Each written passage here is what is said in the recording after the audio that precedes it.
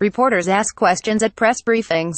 Spokespeople answer them. It's neither the time nor the place for kibitzing or moralizing, and it's certainly not appropriate for a press secretary to lay down special rules for who gets to ask questions or how those questions need to be prefaced or proffered. To be clear, Sanders did not insist reporters cooperate with her new "tell me what you're thankful for" first rule. But she certainly set the expectation.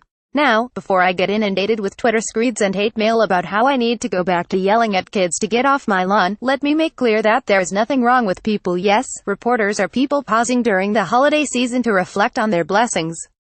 I get it. Even I have to admit it was nice to see hard-bitten reporters express thanks to their families, to the troops, and to our democratic ideals. And one had to feel just a little warmer inside when American Urban Radio Network's correspondent and CNN contributor April Ryan told Sanders she was thankful to be able to talk to you and question you every single day.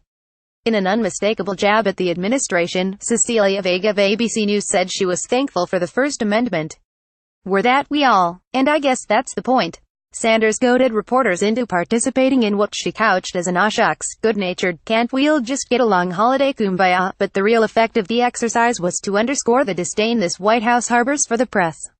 And the press shouldn't have taken that bait. The whole cringeworthy exercise made me embarrassed for the reporters and angry at Sanders and this White House for their arrogance and condescension. If this had been the first time, perhaps I could let it slide and go back to screaming at clouds. But last month, White House Chief of Staff John Kelly seemed to suggest in a press conference he would only take questions from reporters who personally knew a Gold Star fall in person.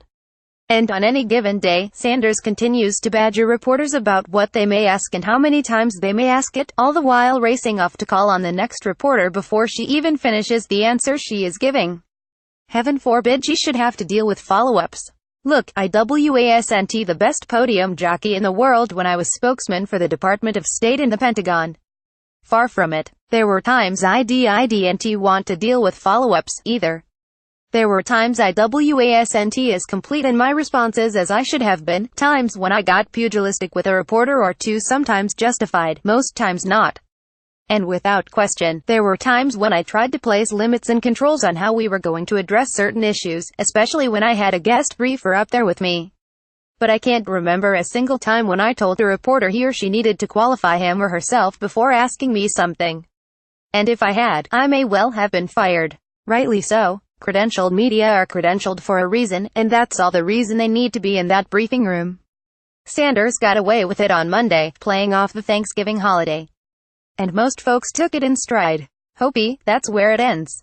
But I believe her little stunt is just part and parcel of a longer, larger effort by this administration to undermine the credibility and stature of a free press in this country. And none of us should take that in stride, least of all the press.